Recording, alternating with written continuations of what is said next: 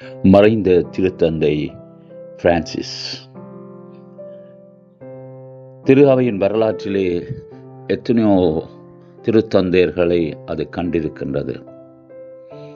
வரலாற்றில் வாழ்ந்த திருத்தந்தையர்கள் இயேசுவினுடைய பிரதிநிதிகளாக திரு அவையை வழிநடத்தி சென்றிருக்கின்றார்கள். ஒரு நீண்ட வரலாற்றை கொண்டதே கத்தோலிக்க திரு அவை.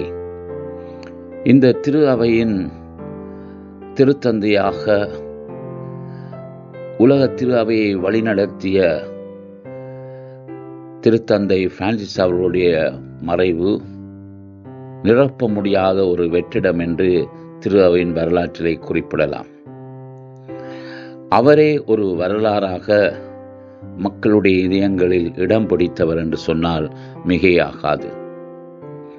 தன்னுடைய அனைத்துலக பயணங்களினாலும் தன்னுடைய மேய்ப்பு பணி சார்ந்த பணிகளாலும் ஒரு அழியாத முத்திரையை உலக கத்தோலிக்க திரு அவையில் பதித்த ஒரு வாழும் புனிதராகவே அவர் குறிப்பிடப்படுகின்றார்.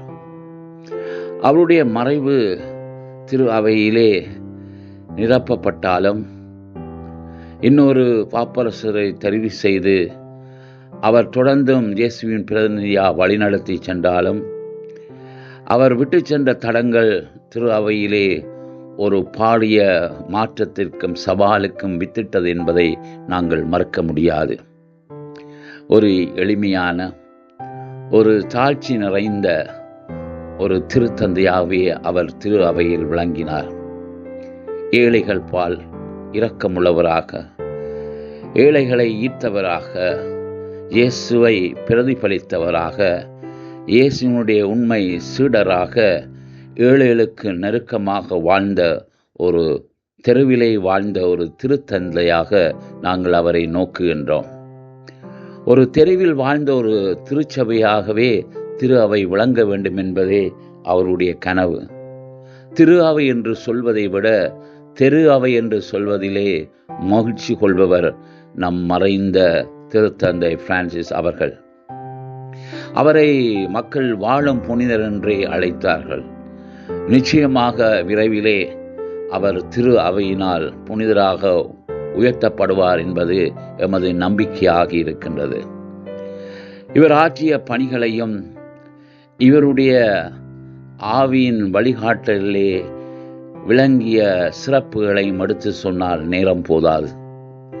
அவருடைய மறைவு ஒரு பாரிய தாக்கத்தை திரு அவையிலே ஏற்படுத்தி சென்றது என்று சொன்னால் அது மிகையாகாது.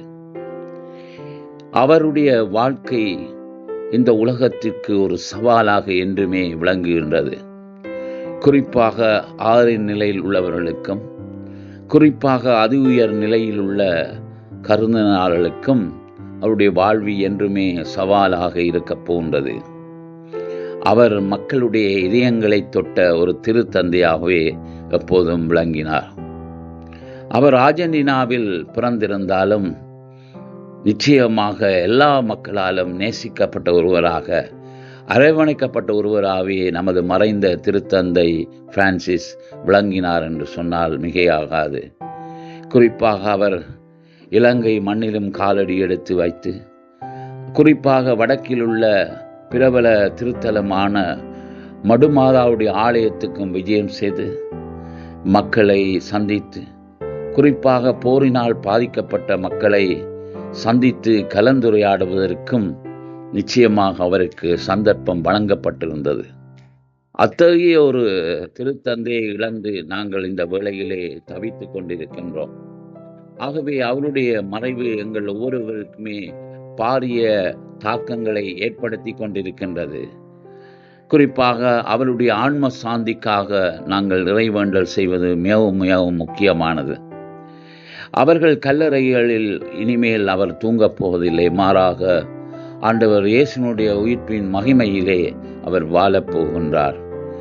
உயிர்த்த ஞாயிறுக்கு அடுத்த நாள் அவர் இறைவனோடு சேர்ந்தார் என்றால் அவர் இயேசுவோடு அந்த உயிர்ப்பின் மகிமையில் நிச்சயமாக அவர் வாழுவார் என்பதை எமது நம்பிக்கையும் எம்வாழ்வின் நம்பிக்கையுமாக இருக்கின்றது.